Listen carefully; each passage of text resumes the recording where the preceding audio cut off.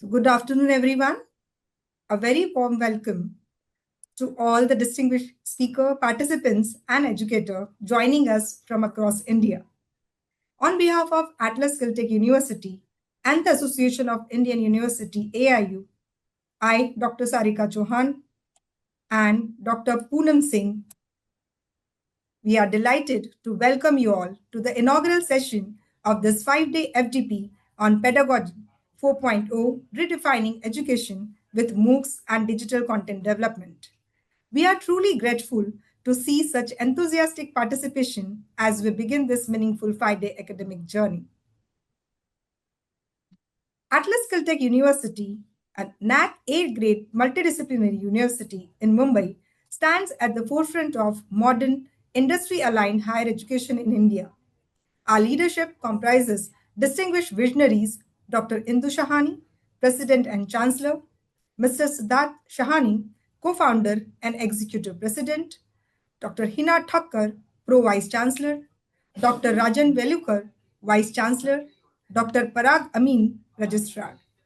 Their collective vision drives Atlas towards excellence through innovation, industry-integrated learning, global collaborations, and transformative pedagogy aligned with NEP 2020.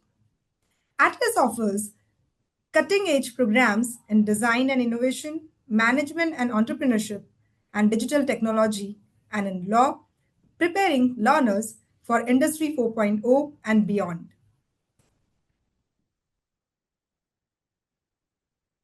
The Association of Indian Universities, AIU, founded in 1925, is the apex national body that fosters coordination among universities and advances the standards of higher education across India.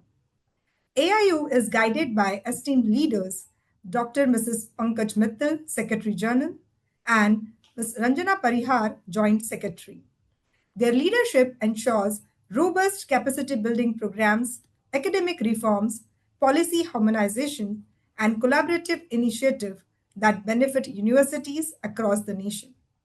In alignment with AIU's vision, Atlas Caltech University has established its Academic and Administrative Development Center, ADC, to foster academic leadership, professional development, and continuous institutional improvement.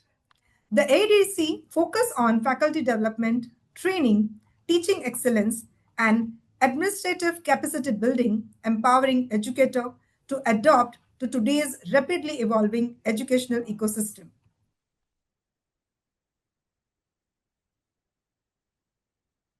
This 5-day FDP on Pedagogy 4.0, Redefining Education with MOOCs and Digital Content Development, equips educator with skill to design learner-centric digital courses using the LCM model. Over the next few days, participants will explore Pedagogy 4.0 principles, the LCM model and its 4-quadrant LET, LBD, LXI, and LXTs, structure course orchestration, and blended flipped and hybrid learning design using LCM model, the MOOC proposal preparation aligned with NEP 2020. This FDP blends conceptual clarity with practical application to help educators rethink engagement, content design, and learner-centric delivery.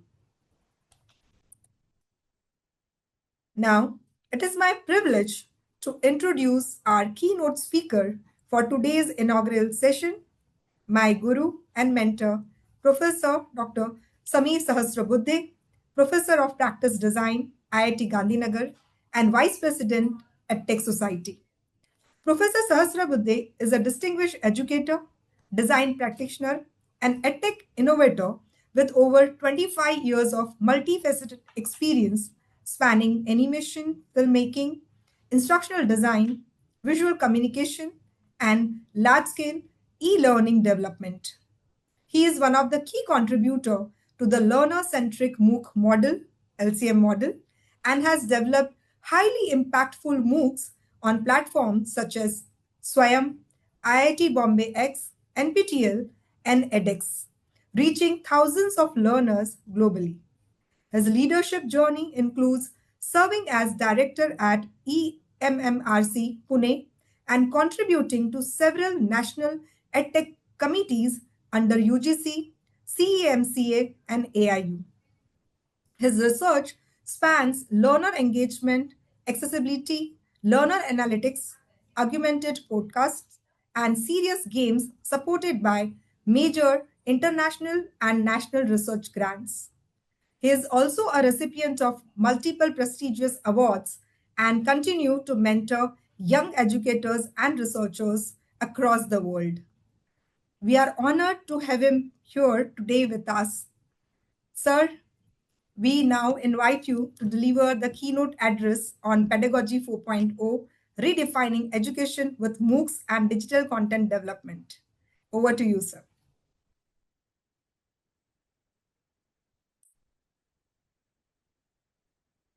I'll just stop sharing my screen. Yes, yes, sir, your screen is visible.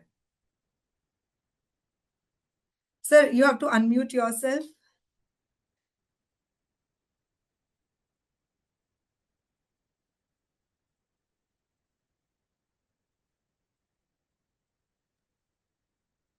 Okay. Yeah. Am I audible now? Yes, sir, you are audible. Very much audible. I had kept the same slide as the transition so that Yes. uh, change of slide from one person to other may not have any jump. So, okay. So thank you very much, Sarika, for the introduction. Sometimes I get overwhelmed while listening to it as if doubting myself, am I the same person whom we are talking about?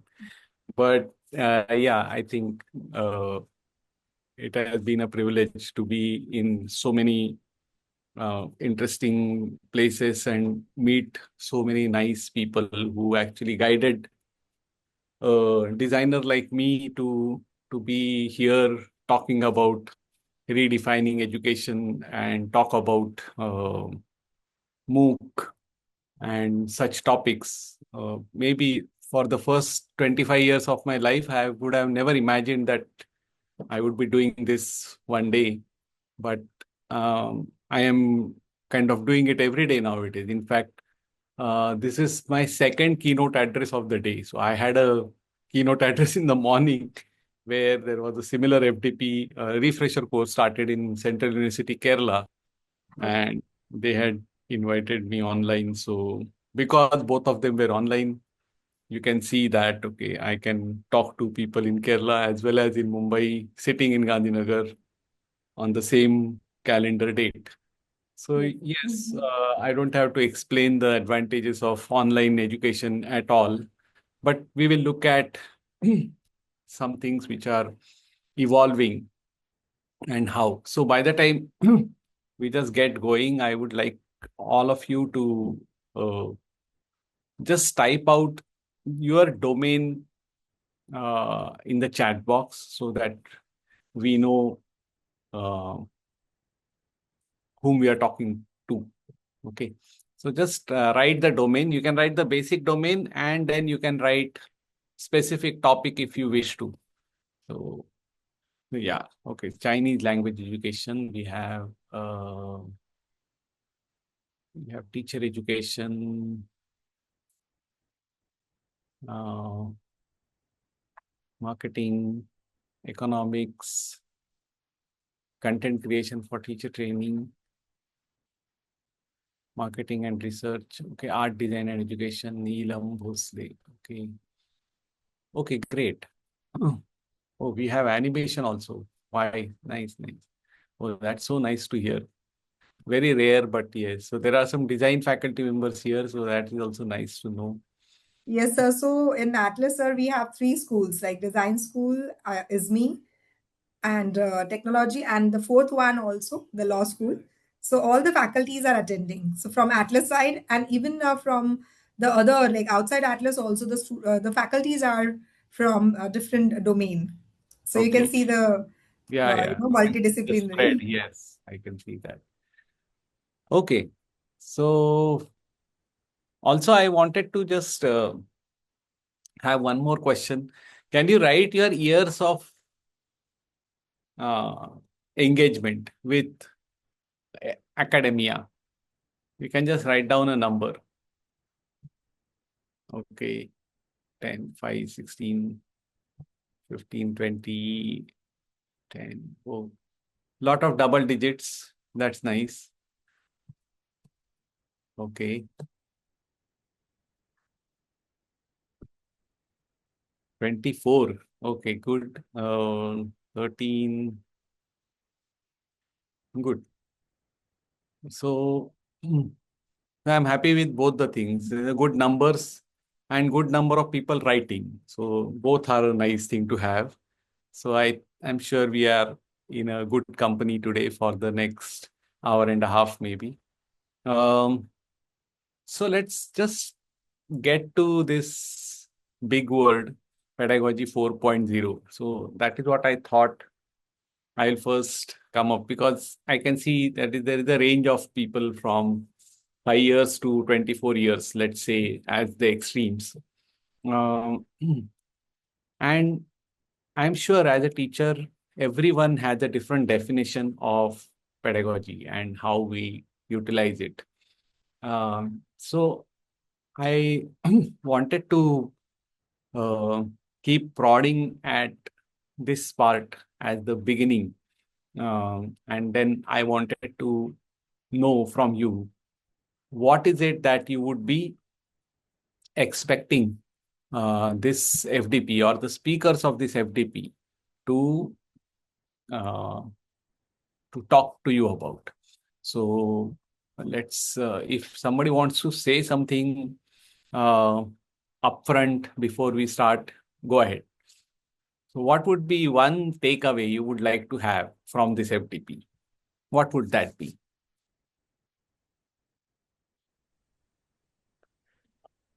Hello, sir. Hmm. I'm Mrs. Navre, and I generally conduct teacher trainings in rural areas. Now, while conducting trainings in rural area, whether it is in the offline mode or online mode, one of the challenges is continuously keeping engaging content and designing it, or even whatever, even the talk also, it should be very much engaging and approachable for the person who is going to use it in their classrooms.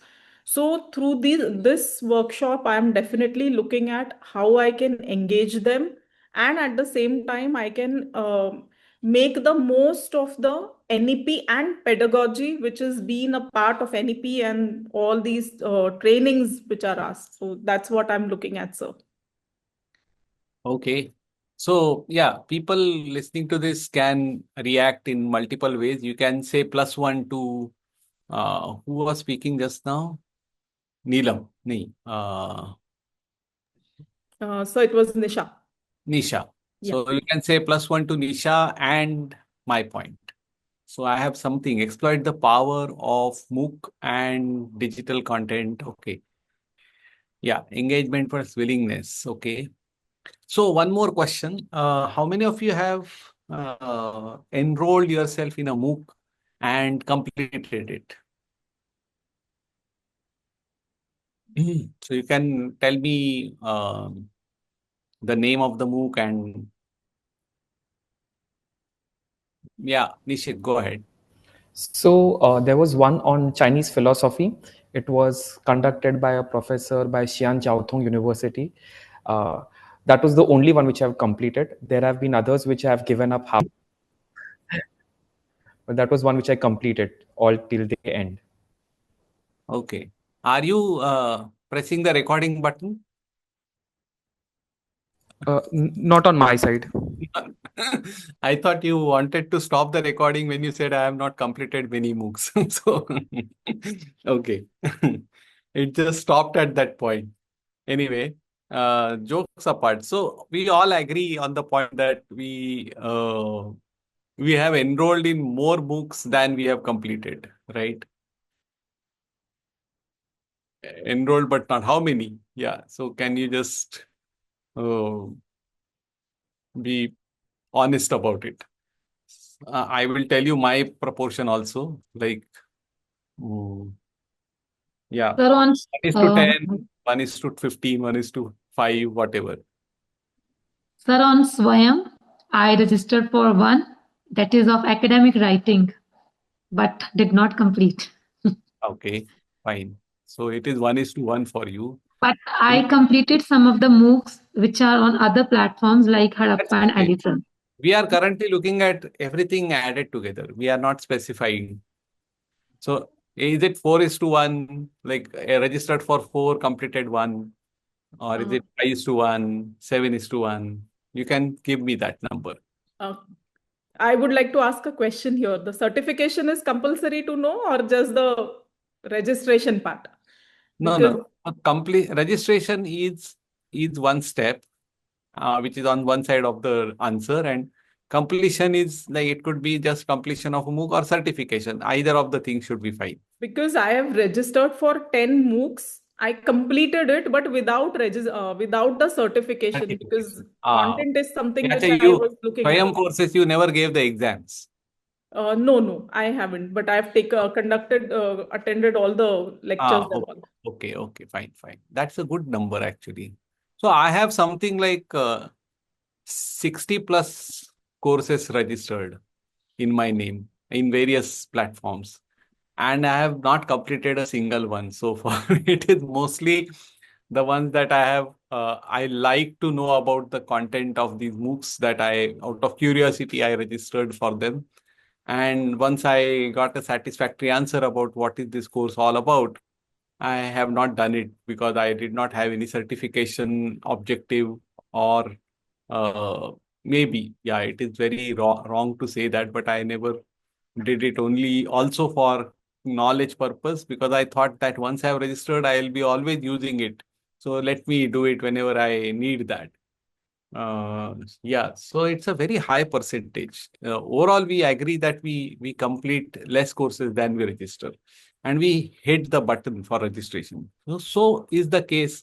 If this is the case with teachers, then you can imagine what would be the case with the learners, and they would be kind of also enrolling many places and may not be completing many of them.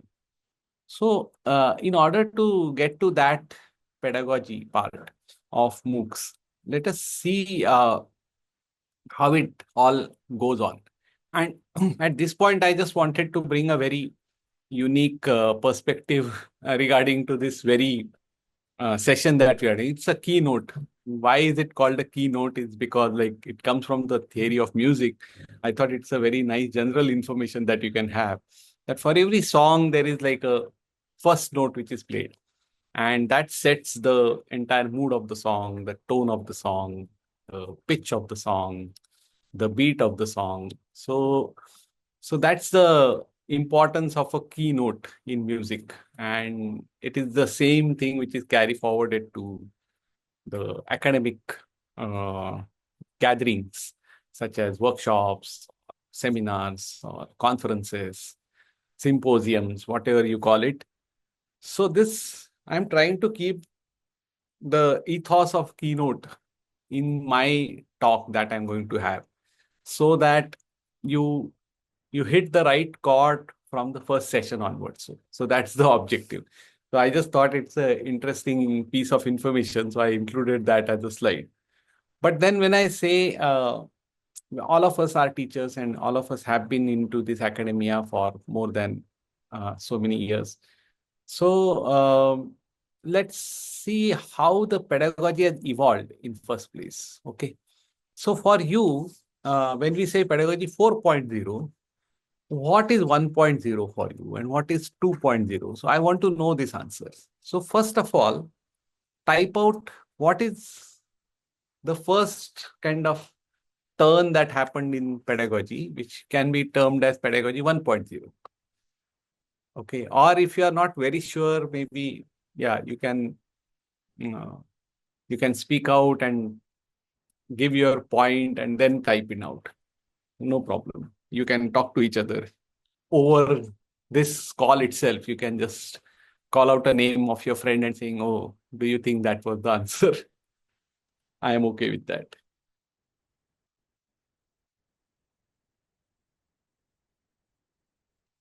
Yeah. Anybody wants to take a crack?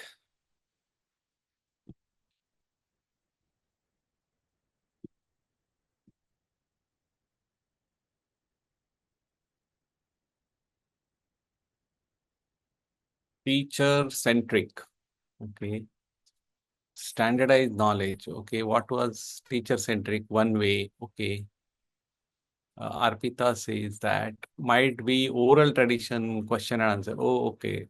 Rahul Maheskar says. Anybody else? Teacher-led and innovation-led. Okay. By the way, you can go through the answers posted and you can tag and say +1 to those people also. You can say, yeah, I like this answer. In case of that happens.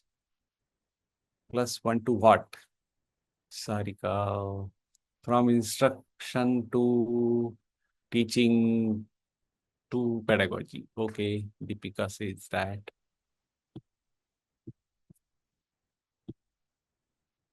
Didactic approach. Okay. Surabhi says.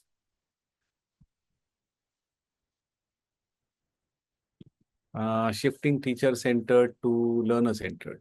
Okay, what would be that 1.0? Like if you had Industrial Revolution 1.0 and 2.0 and second Industrial Revolution, third Industrial Revolution. So similarly, pedagogy also has evolution. Constructive approach. Okay. So in my opinion, I'm going through all these things. Yeah, we can probably think of the ancient Indian Gurukul system as like pedagogy 0.0 probably. will not go into detail of that. But for first version, I thought the chalk and talk, where there was like sage on the stage, yeah, traditional, whatever you can call it. Okay, so that was 1.0, where teacher speaks, student listen, they take down notes, and classes happen.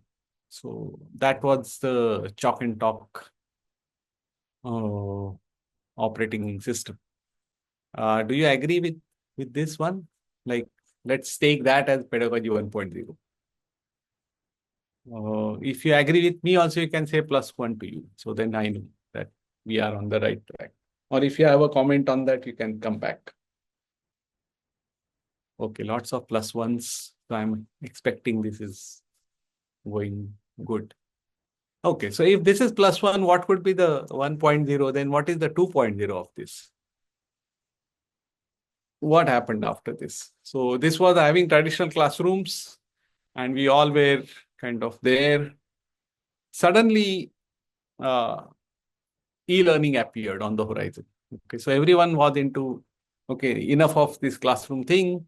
Let's do a e-learning version of the same course so that we can reach out to the masses, people who are not in the classroom and they still need to be reached out. Let us do that. And that's how we started from here to going online. And the online at that time, like when 2.0 actually happened, was how was it? What was the version of online courses at that time? Can somebody talk to me about it? So when the first version of online courses came in, they were not task-based approach, interactive, more engaging. Okay. Recorded videos. Yeah, Arpita is kind of videotapes. Yes. Ashish Srivastav. So this is thoda historical part chal raha hai abhi. So yes, CDs. Yes, videotapes, CDs. Internet had come very, very new and there were a lot of e-learning. In fact, I remember that there was not much of video content also available at that time because bandwidth was a big issue. So what was the way of doing it? What was the digital version of transmission? Transparencies, overhead projectors. Oh, that is all in the class. How it happens in online mode? Television, maybe. Yes. Yeah. How if I want to go towards online contents?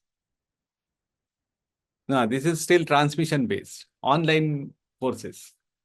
So I don't know if you guys have experienced it, but yeah, I was witness to one of those.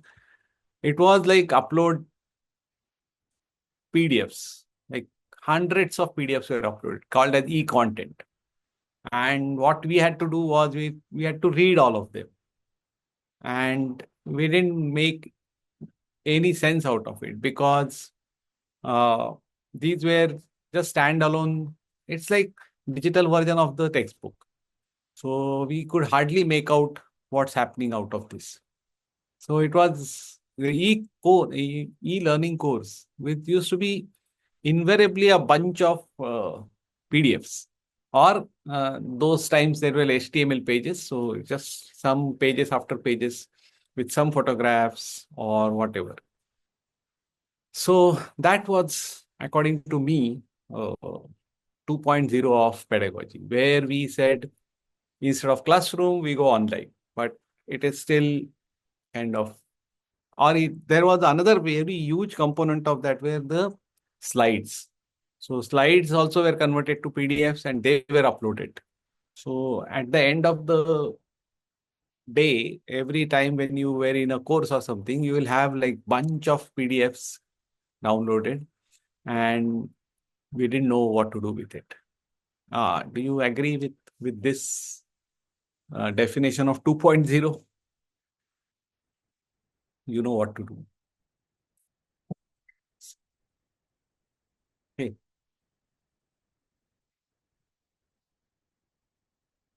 And what could be possibly a drawback of this if you say this is 2.0? Pedagogy changed a lot, definitely. Pedagogy evolved 100%. New version was correct. But then what was the problem with this version? Anybody? Content reliability and validity, okay. Maybe you could have figured out because content was like PDFs were authentic PDFs. High reach but low clarity. Okay, yes, that could be one point. Student has no place to seek support or guidance. Very good. Okay. No way to question the teacher. Okay, great. Accessibility, not personalized. Very good point, right? So, so what happens is it's a one way. So I am just telling out. So it's a classic example of teacher centric. This is the curriculum. This is the syllabus. I have to, yes. Meghna Chatterjee has joined. Oh, wow. Meghna is here. Great. Okay, she is another colleague who has been part of this journey. Okay, so so this is what happens, and then we are sincerely waiting for 3.0 to dawn because we have so many problems. So what could be the 3.0 then? If this is 2.0 where content is just online, what would that be? Anybody wants to speak?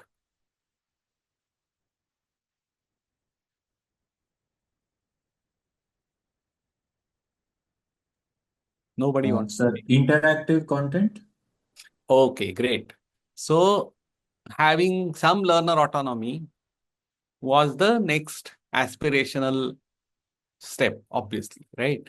So we say 3.0, which had a shuffle. Okay, it suddenly became, it had group work, it had brainstorming, it had post-its around the whole thing. So you could see all design thinking, this, that, brainstorming, all this chaos, because it was student-centric. But still, we were not very sure whether we are reaching out, because we have data about it, like number of students registering and number of students completing is still a gap, and it's a huge gap. So we know for sure that it is not going out to the actual masses. Numbers are good, but then they are not sustained, right? And that is the reason where we come to the point of 4.0, where a new player has come to the picture. And that is, what is the latest entrant in your classrooms? AI? Yeah. Okay, everyone knows that, right? Yeah. So how many people actually resonate this point? Like one fine day, suddenly the tone of your students' emails changed from casual to ultra polite. Okay, so hope you are in best of your health, happiness, and creative spirit and all that. Okay, so that was like one sure shot sign that AI entered our classroom. And I was pretty surprised to see that how my students have suddenly caught up with so good English. Only till I went to the end of the mail where I saw, do you want me to modify this and convert this into a personalized email or something, which that student unfortunately forgot to delete from the copy paste. I realized that this is not his or her knowledge, but it's the AI at work. Okay, so now we have smart, multimodal, and AI assisted learner driven experiences. So now we are talking about an experience because now we know that digital presence is established to a certain level, at least at institutional levels. Maybe it's still like one of our participant was saying that in rural things, there still we have problems of reach and networks could be a problem. Sometimes you have devices, you have tablets, but you don't have power to charge them and such things. Or network is not very good. But even we are talking about whenever that kind of infrastructure is developed, where is the content for that? Are we ready to create content which will be justifying the use of these devices, these tools, this network? So that is where we will talk about how to create adaptive, extremely visual, and learner driven experiences. So I think this is my understanding of the four stages of pedagogy. I don't know how many of you agree with this. uh, I'll take few seconds, hold here, and if you want to reflect on that, or uh, tell me that you agree with that or you have a difference of opinion, please go ahead.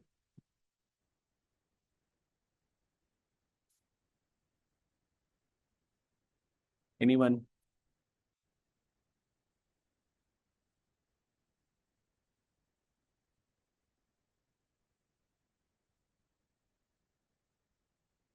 Okay.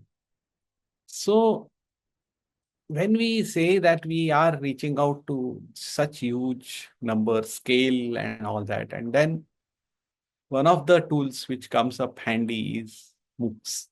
And all of us, like we saw in the earlier posts, that yeah, everyone has been introduced with the idea what is a MOOC. But why do they matter at the end of the day? I I don't know. I have not included certain slides in my presentation today. If I get time, I'll show them. These are my own experiences about how MOOCs became uh, one of the vehicles for me to reach out. By the way, I should share this point that I became a MOOC instructor before I became a teacher in the class. So if you purely count on the years of experience of teaching in the classroom, I would have only 3 years of experience. Okay, which could be much lesser the than many of you who have better experience. And but interestingly, I have around 5 years of MOOC experience, and I have created around maybe 11 MOOCs so far, and that tells me about how things work in the MOOC space. So jokingly, I keep telling people that I started with 2020 first and then came to test matches, and we see the results are not very good right now. In fact, our team is struggling with that as we uh, lost lot of wickets in the morning session. But jokes apart, how MOOCs can really impact people, I have some of the most intriguing stories about that, which I will try to share during this session today. But one of the things that I have totally believe in is that if we have to, so there is always a big section of learners waiting for right kind of knowledge. And as teachers of online medium or teachers who understand online medium, I think it is our duty to cater to their requirements. So with that factor in mind, I have always been creating MOOCs and thinking about the other side a lot. Like, what will my learners do if I create a MOOC like this? So access to all is the primary motivation, where we have large scale, we can have multilingual, we can have mobile friendly learning. So we don't need like projector and laptop and some institutional bandwidth and all that for doing this. Like right now, each one of us are looking at it from their places is itself a large scale thing that we can do. Another thing is the flexibility part, because we can be really getting into it at our own timings. And this has to be very categorically disconnected from synchronous learning. So this online meeting with a time slot versus a MOOC is to be understood very, very importantly. So I have a question here. Uh, if you have a steady playlist of certain topic available on a video aggregator platform such as YouTube or Vimeo or something, it has defined objective and it has amazing quality of content, video content mainly, having lots of animation, very nice delivery. We have a nice screen presence of the speaker. We have everything going great, very, very well made slides, very engaging videos. And it's a complete course in itself. Like it's a playlist of some 12 videos of 1 hour each. And they are very, very nice. Can this be called as a MOOC? You have to tell me yes or no and why. You can unmute and speak.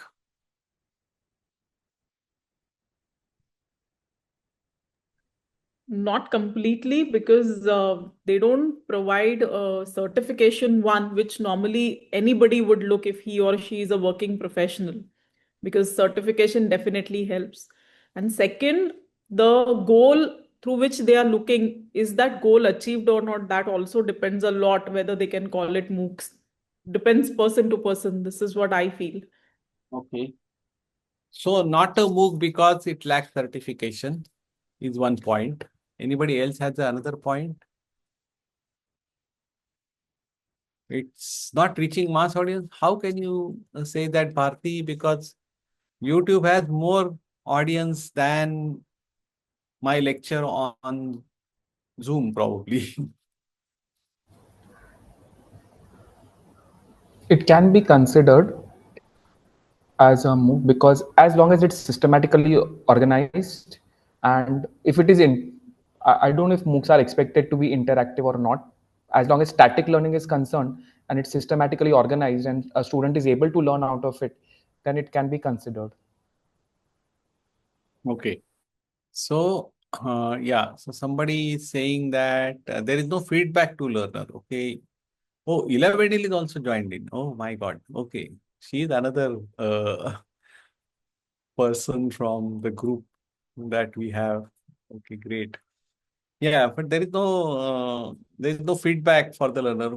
I differ because yeah, you can type in your comments in the comment section of YouTube videos, and instructor, if very active, probably can answer also.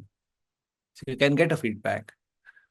Uh, Usually a quiz or examination. Okay, so this is the big point, that there couldn't be any validation exam. That may be one of the reasons. Okay. So we should understand the basic definition of a course. So finally, at the end of the day, MOOC is a course. Yeah, I sometimes I hear people talking about MOOC courses or something like that, but that's wrong English, because MOOC itself has that C, which stands for course. So massive open online course. When we say, so what is the requirement of a course? How do you define a course than other content? We need to have a defined objective. We need to have, yes, LOs. We need to have a proper teaching plan for it, and we need to have assessment. Institution stamp, okay, probably, yeah, it could be offered from Atlas YouTube channel, probably. That's okay. But there may not be any certification at that time. There is no exam. So that could be a deterrent factor. So, but the point still remains that this curated content can reach out to large masses. That flexibility of learning. So if I have only objective as learning a certain thing, like for example, Blender animation or something, then I think YouTube provides me with abundance of material than actual MOOCs can. So whatever Coursera does still has a dating stamp on it, like date stamp on it. So because it can just be outdated immediately when a new version comes up. So such things happen. So flexibility of learning wise, yes, there is a point here, but because it has no validation about your learning, it misses out on that. Yes, but MOOCs have self-paced anywhere, anytime thing. And therefore, we should be very clear about creating content which is not restricted to same time anywhere. Okay. So this video meetings is not a standard component of a MOOC. It is an optional component of a MOOC. That please remember this. Okay. A lot of people, when they say online courses, we have to develop online, they will say, okay, once in a week, we'll have a lecture and all that, and 3-hour lecture, and we should be done. But that is not MOOC. So everyone, please understand that. Third is the scalability of the model. It's like very adaptive to scaling. And if we have perfection in the design, I think it can just reach out to thousands, sometimes lakhs of learners. And the fourth one is the analytics, because we have a platform, because MOOCs are developed for a platform, they provide us with analytics, like how many people visited the video, how many people solved the queries, how many activities, how many people have read the material, how many people are in discussion forum, what are they doing. All these things are possible through the learning analytics, which can in turn equip the teachers to modify their delivery or add more activities for certain things where the learners are struggling. I can think of endless possibilities actually. So these are the four things which help in understanding why MOOCs will work for us. And therefore, a future classroom is a digital learning space, but the human-centric nature is not to be kind of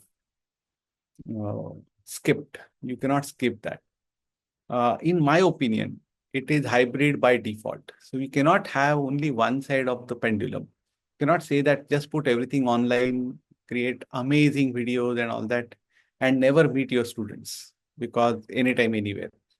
So I would defer on that. Like I don't really believe in this option, because I feel it should be a combination of things. So you can push whatever content you want to, make a very good effort to create it in a best possible quality, but same time have the option for the learners to connect with you. And this could be done through live sessions like this. There could be chat rooms, like you saw Sarika posting about the WhatsApp group for the same FDP, which is created, because that's another asynchronous connection tool that is available. So we have to blend the physical and digital, synchronous and asynchronous. So everything has to be blended. But I hate to use the word blend, because blending is nothing. Put all the ingredients and then just move the machine to blend it. But hybrid is like you pick the best out of all the ingredients and then create a hybrid thing. Okay. So this is sort of biased statement, because I come from the design backgrounds, but I am feeling that increasingly learners are going towards visual first learning approach. So they are attracted by the visuals and then they come in to read what is happening. So rather than all text, we will definitely need diagrams over paragraphs. So that is another idea that I feel will be very prevalent in future. And third would be micro credentials. So not many people will be going for a full-blown degree, then postgraduate degrees and all that. They would be very happy with small certifications. It will take less time of theirs, but at the same time come up with the industry requirements very fast. So we should be able to kind of package micro credentials in order to get there. So short but focused modules will be the requirement. And the final point is about inclusivity and accessibility, where there are so many ways in which things can go wrong when we do it at scale. So I will give you an example of a course here where I was teaching an animation course. Entire course is in English, and there are some 19,000 learners enrolled in this course. Now, when I see the analytics every week, I realize that there is one particular college in Rajkot, Gujarat, who are doing exceedingly well. I see the numbers, 125 learners from the same college. And every activity they are doing beautifully. I am a bit surprised. I said, like, how is this possible? So as a teacher, I am more worried than I am happy. I am like something hanky-panky going on probably. So I call the principal there. He says, sir, if you want to really witness it, you should come to Rajkot to see it. I go there and they tell me, come to the lab tomorrow. Tomorrow is the class timing. I said, what is lab? Because this is the online course. He said, no, no, sir. We have organized it in a lab because our students come from remote places. Even though Rajkot is a pretty big city, the outskirts are all rural villages. So they don't have access to computers and devices. So they come here and do it in the computer lab. Okay, I go there. I see 120 students coming inside. They have a big projector, and the instructor comes on stage and starts playing my video of my course. I am watching it. Nobody's moving actually. After my initial intro or whatever, the video is paused. Now this person on the stage suddenly starts speaking in Gujarati, the entire thing that I spoke so far. And this changes the action in the classroom. Everyone like starts their computers in the lab. They start doing whatever activity that I'm explaining on the board, on the video. And my video is muted completely. And there is a live Gujarati translation going on in that particular hall. And everyone is nicely engaged. Whenever I'm doing an activity, this professor will stop the video and discuss a new activity which he has prepared for this particular batch of students and give them. This is slightly easier activity as compared to what I am doing. But he discusses that. I am barely understanding Gujarati, but I can see that people are very active there. And all the students are participating in the activity, doing amazing things. And then whenever they are done with the activity, he will leave them with the final activity. And then he goes out for a chai. I follow him, and then I realize this is the power of localization and customization, which is the need of the hour. Because otherwise, how will I reach out to these students? And this is the effort of that teacher who actually did this. I have made a film on this. Maybe I'll just post the link here if I can get it immediately. About it's called as Blenderers of Rajkot. Yeah, I was teaching a software called as Blender, which is a 3D animation tool. And I was simply amazed at the kind of work that they are doing.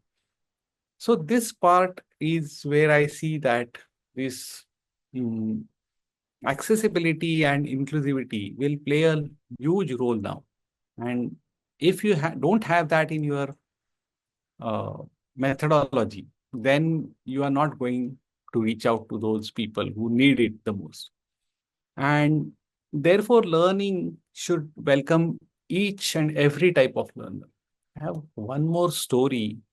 I am sorry, but I'm very sure that I should show this story to you. So I am taking some time out of this so that you can probably get to know about it. Okay, let me.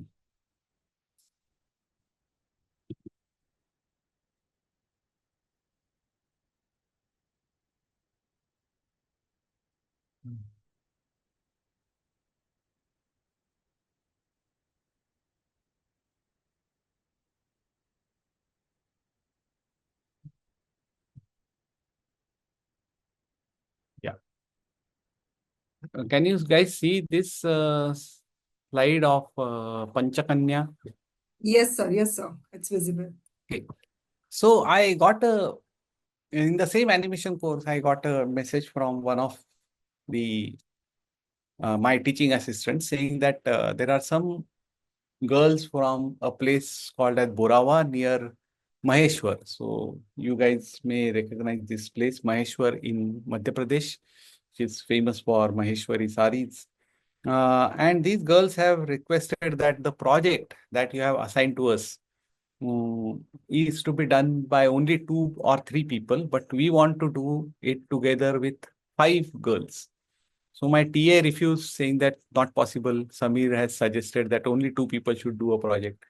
So they wrote to me directly, saying that why can't we do 5 of us? I said 5 is a very large number. You will never know who is doing what. There will be some 2, 3 people who are always sleeping and they will not do anything. And I don't want that kind of thing. So they said, no, no, sir, all of us will work. I said, what is the reason for this 5 together? He said, sir, we don't have computers.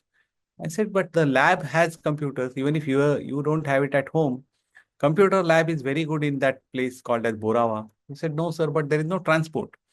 The bus leaves at 3:30. After that, from that college to our village, there is no transport. So we don't know how to travel after that. So we need your permission. I was pretty interested, and I realized when I saw the course structure, this submission had only 0 marks. Okay, it was just a submit or non-submit option. So I told them, you have no marks for this. Why are you even fighting for this? Just create some video and submit it. We are not so much, because I had a problem that how will I evaluate 18,000 submissions of some assignment? They said, no, no, sir, we don't want a favor. We will do, if you have told us 30 seconds animation, we will do 60 seconds animation. We can do even 90 seconds animation, but we don't want a favor from you. But allow us to do, because we have one computer in that entire group of 5 in that particular village called as Borawa. So we would like to do it like that. So I was pretty kind of shocked by their message. And I again went there, again went with a crew. I stayed there for around 8 days. And I have recorded a video of a film about them. And I have called it as Panchakanya of Borawa. Now, this story is, so when they met me and I went to their houses, I interviewed their parents, that all of these are there in that film. But when they told me that, sir, we could have just asked the excuse that, okay, we'll not submit, or we would have submitted some other video. But we did not want to uh, get that escape option, because we are so proud that we are learning in a course which is taken by all the learners across the country. Some 19,000 learners were there across the country. So they said that we feel that it is a very proud moment for us that we are learning at the same time when people from Chennai are learning and people from Gurgaon are learning and also people from Northeast are learning. So we don't want any excuses on that. But it is just because of the lack of resources we requested you this option. Now, uh, how to have a MOOC which can actually cater to such specific learner demands is what I think is going to be the future. And therefore, I just pulled up these examples. This was the picture of that Rajkot teacher. I took a picture of all these 125 students. Uh, Yes. So yeah, this is another student of mine from Chennai who moved from computer science to animation, and now he's gone to Canada to pursue something. Uh, this this lady in MIT, Military Engineering College of Pune, she was doing extremely well in my course, and she was amongst the toppers. And suddenly I saw that after fourth week or something, it was a 12-week course. Fifth week onwards, for continuous 4 weeks, she has not participated in any of the assignments, no submissions, no uh, quizzes. So I was kind of concerned, like, what is that topper doing? So I tried, there was no phone number. I saw the name Military Engineering College. I called the principal of Military Engineering College and I asked, is there some student called as Trupti Katte? He said, no, there is not a student. We have a professor. I said, very good. Then please tell me her number. I would like to talk to her. He said, why? He got really shocked to receive a call from a instructor of an online course asking for his professor's performance. I told him there is nothing wrong. She is the topper of my course, but suddenly she is out of action. I said, sir, it's a condition because she was expecting a baby, which she delivered a month back, and since then she is out of action. So, but I will tell her your message. I said, great. I said, okay, this is something which is, I can understand that she will not be able to do it. So I just left it at that. But within 15-20 minutes, I got a call from Trupti saying that, sir, my principal called me and said, Arey, tumne course mein, you have not done anything. So she said, how will I do? Because this baby crying on my lap here. So he said, no, but you still call him. And he gave me your numbers. That's why I'm calling you. I told her, take it lightly. You can enjoy your motherhood. I was just concerned about the topper. But again, after 20 minutes, I got a call from her husband. And he said, sir, I am telling her that I will take care of the baby for whatever time, 2-3 hours that you need. You can still catch up with the course. Now, believe me, this course is not a do or die type of course. There's no promotion is based on this. There is nothing absolutely at stake for this young lady. But the sheer determination of participating in the course. And so I believe that there are such learners in every corner of this country and the world. And we should be catering to them. Like this guy wrote to me about enjoying my animation course at the age of 80, which was his childhood dream to create animations. And he just found out on Facebook, and then we had a phone call, and I clicked a picture of his. So such things actually are important when it comes to. Oh, sorry, I just digressed a bit. You can write -1 if you feel bored about this digression. But Not the at all, point, sir. So this but this the point real here, life yes, yeah, examples are always very much interested than this future like whatever the theory content is there. yes, There are a lot of learning in this as well. yes. So this is the guiding line I have been following my life, and I am not very happy to say that I started teaching online without having any experience of teaching in a classroom, but I think I did a good enough job of it based on the experiences that I have gathered from my MOOCs because of this guiding line. Like learning that welcomes every type of learner is what is required for tomorrow. Because I believed in this line so much, I saw to it that my every course will do this. And the way that we can do this is through the model that we came up with, which is called as the learner-centric MOOC model. And therefore, we decided to kind of explain that model in a combination of theory and practical planned every day for you so that you can actually practice it on your own ideas was uh, the plan. Okay, why is this not changing?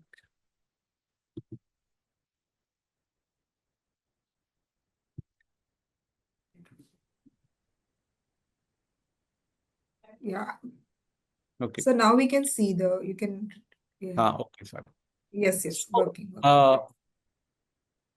so I think once we have AI and all that, it's very crucial how we are going to leverage that in our classroom. So that is a different talk all the way. So I'm not going to go into that detail. But uh, what I am going to tell you is why I don't know what it doesn't go for the next slide. I don't know why.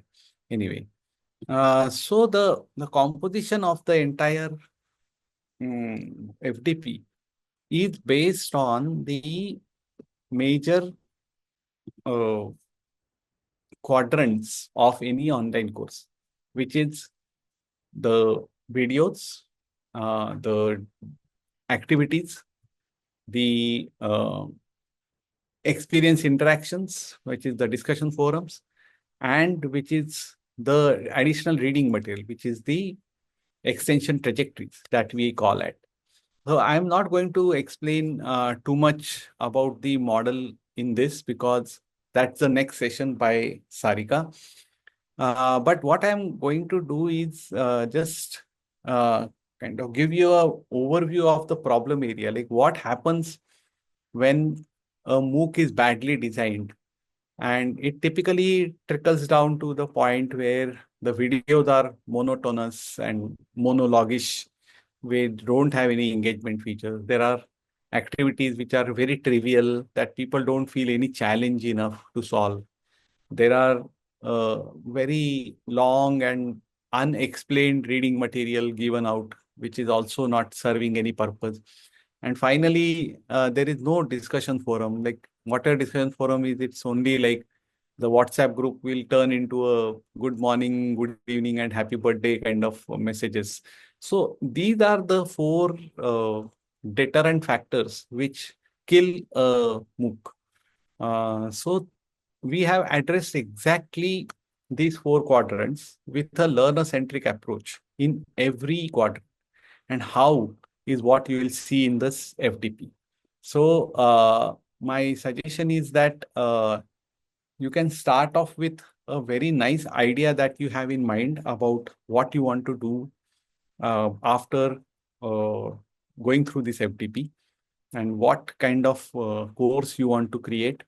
So you can aim at a very small module of that course, and a module is which has to be done with a first rule of thumb, which says that MOOC is not equal to videos. Videos is only one part of it, but MOOC is a combination of all these things. So if you are not able to think about the various components of a MOOC, like you cannot think of what activity could that be, what reading material should I give. So this is the place where you can actually discuss, debate, and deliberate about and come out with nice ideas. And this team of speakers which are aligned for this FDP will be able to help you in this, is what the plan is. And therefore, I think you should now start introspecting about, okay, what should I take away from this? So my question to you would be,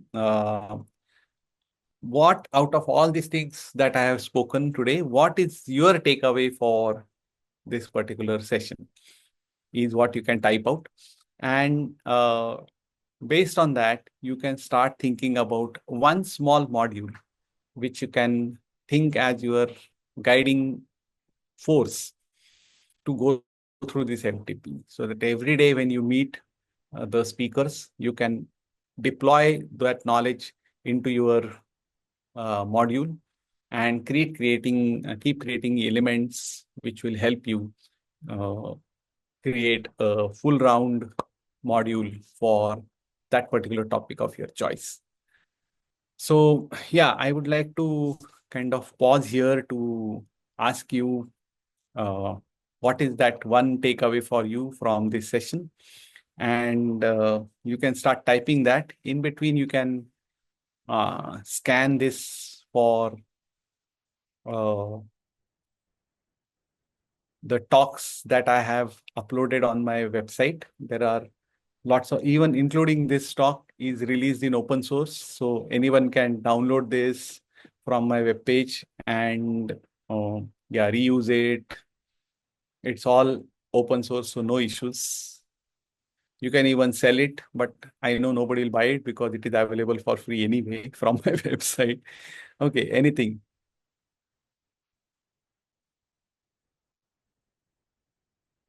Okay, so education for all. Yes.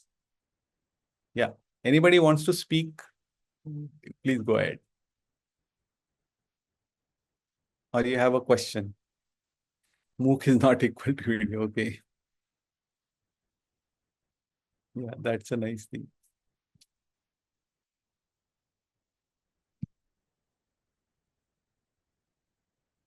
Layering the content into digestible formats put together as a continuous course. Excellent. Chandan, you have really nice. In fact, if you see the MOOC, learner-centric MOOC models diagram, the centerpiece is called as orchestration dynamics. And that is taking its cue exactly from a musical orchestra, where the composer knows that, okay, these are the players that I have. I have a brass section, I have a percussion section, I have vocals, I have strings. And when to get which one is kind of decided by the composer to form a symphony. So I think we should know these things. Okay, rather than blend, hybrid is the way to go. Okay. Samir sir, hi, good afternoon. I really like the way how you set the tone at the start when you actually justified what exactly is keynote. Otherwise, we wouldn't have given a thought. And the way naturally how the conversation flowed. I feel we all could relate to the example that you gave in terms of even if we not being there, but rather than saying that MOOCs are about accessibility, about equity and all, you actually gave us an example that yes, based on your experience and understanding, this has actually happened with you. Of course, this will take years. You have 50, 60 plus courses, but it just gives us experiential proof that yes, it is possible. And you have actually set the correct pace for the coming days with respect to the LCM framework and what is aligned. So you've actually given us a task right at the start so that we can start thinking about some micro credentials that we can work about with respect to the verticals that, yeah, we'll be exploring in the coming days. Good. Anyone else?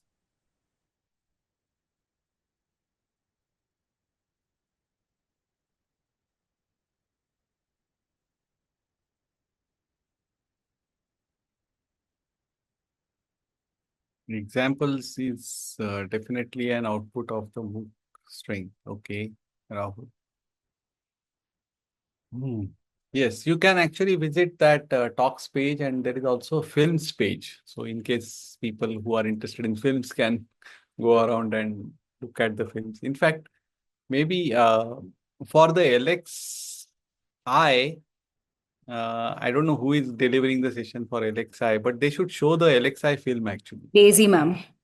Daisy ma'am Maybe. would be addressing LXI. Then remind Daisy of showing the film probably. Yes. I will share the link with her. Okay, sir. Thursday. Sure, sir. Sure. Because, okay, I'll take 1 minute to explain. And because there are so many people as part of that. So what has happened is, how do you do this करके question मुझे हमेशा पूछा जाता है. Like, ठीक है, learner centricity देना है. Every learner should be addressed. वो सब, everyone speaks about that, but it is very hard when you have like 10,000 people in the course. How will you do that? How will you spot this young boy who says that I want to learn from you, or this Trupti Katte who has done exceedingly well in a course which has so many thousands of learners? How do you spot Trupti Katte? Okay, ये question मुझे लगा था somebody will ask me this. Yeah, how do you do that? By the way, is there any idea that how do I do that? Like how is it possible? Humanly possible? How is it?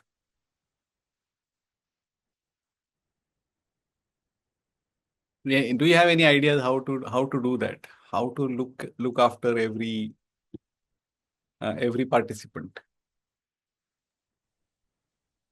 The DFM. discussion forum Oh, moderators. yes. So what I have done is, yeah, curiosity, of course, yes. So they will be, but I am saying how to spot one person who is not performing for last 4 weeks. How do you do that in a class of 11,000, 12,000 people? So the way that we do it is, whenever I complete a course, I invite the toppers of the course to join me as my teaching associates or discussion forum moderators. So what happens is that whenever I am offering a course next time, these people are literally posted onto that discussion forum every day to man the proceedings. Okay. So they literally are observing each and every post which is being put up by the participant, and they are taking due cognizance of that. And they know the escalation process. If something is not clear, they will escalate it to the instructor, which is me. So even though I am not reading every post, my discussion forum moderators are reading every post, and they keep me posted about certain drifts. That's how I came across all these examples, all the things that I told you. 8-year-old child from Jodhpur saying that I have participated in my papa's assignment. My papa has submitted a car animation, but I have done the trees and houses in the background. I have done that. Or 80-year-old person who says that, okay, animation was my childhood dream, and I'm very happy to take this course. Now, such posts are identified by my discussion forum moderators, and then they reach me, and then I take cognizance of that. And so that actually gives them a very nice feeling because they have been seen and heard by the instructor, which was their objective anyway. But that is the secret sauce. And I'm very happy that this community of all the discussion forum moderators or teaching associates or whatever I call it is a community of practice that I have been developing for last 6 years across the country. And there are some people in this group whom I have not met in person. Like uh, you are going to meet Daisy Wadhwa. I have never met her, but she has been the discussion forum moderator for so many years. Similarly, it is the case with Sarika, Divya, Meghna, Ilavenil. There are 4 or 5 in this group itself who have been part of the community that I am talking of.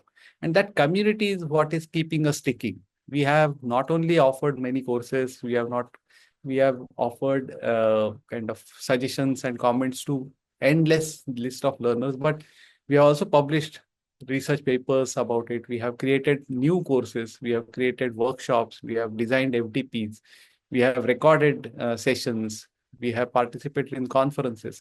We have done a lot of academic activity around these things. So I think that is one secret sauce that I can tell you about.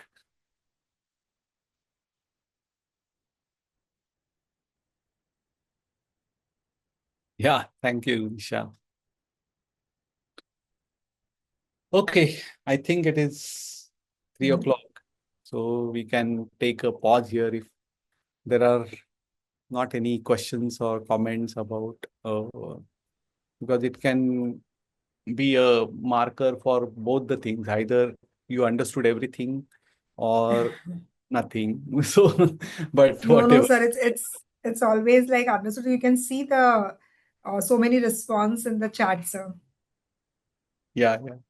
I'm really liking it because the group is pretty lively, and Yes. that's a nice thing to have always. Yes, sir.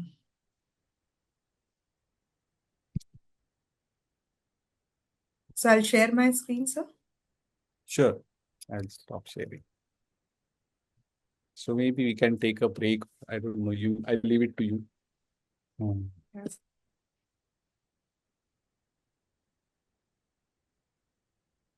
Oh, immediate certificate is there. Yes, sir. Thank you. Online. Online. Great. Thank you so much, sir, for your insightful, thought-provoking, and inspiring keynote address. And your clarity, especially the real-world examples and deep experience, have strengthened our understanding of Pedagogy 4.0, MOOCS, and the learner-centric approach.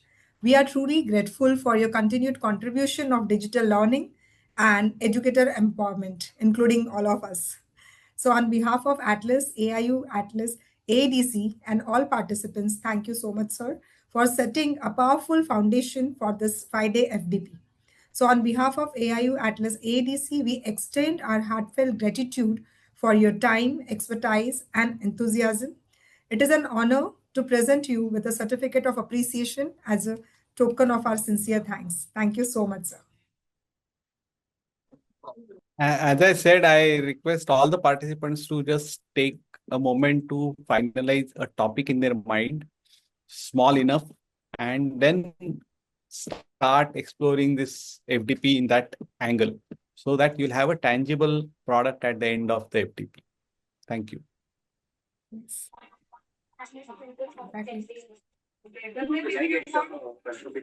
So I just request, there is an announcement. We have shared the attendance and feedback link in the chat. So attendance in all 5 days of the FDP session is mandatory for the e-certificate. Fill in the form at the end of the session only. The link will remain active only for 15 minutes. The link is shared only here in the Zoom chat and will not be posted in the WhatsApp group. So I request everyone, before we proceed to the next session at 3:30, may I request all the participants to please turn on your cameras for a virtual group photograph and kindly stay with us for a moment while we capture the group picture. Thank you, everyone.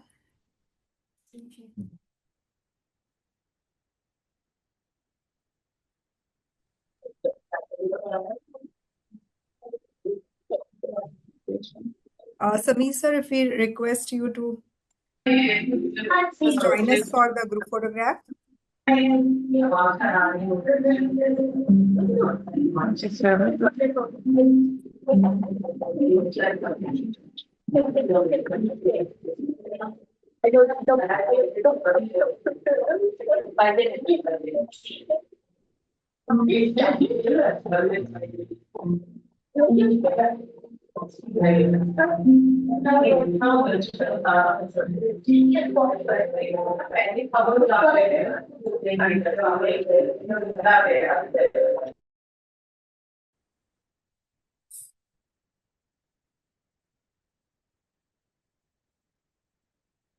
What is there?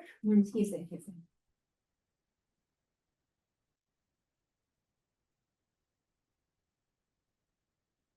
No.